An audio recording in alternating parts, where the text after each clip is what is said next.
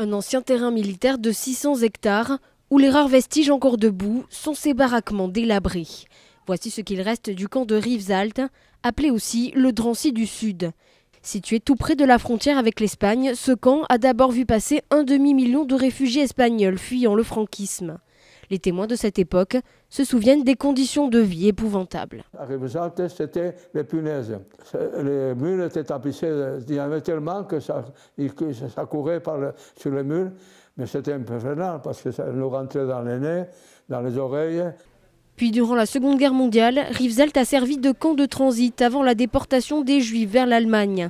6 000 au total ont été internés dans ce camp.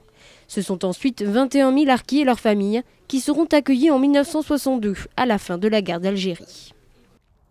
C'est un camp qui recouvre 3 guerres, une guerre civile, une guerre coloniale, une guerre mondiale. C'est le seul camp d'internement français aujourd'hui avec des baraques encore debout. À la fin des années 90, le site a failli disparaître avant de devenir un mémorial à vocation scientifique. Les concepteurs ont voulu le laisser en l'état, en préservant au maximum les traces du passé, comme un hommage à ces milliers d'hommes et de femmes qui ont connu le traumatisme des populations déplacées.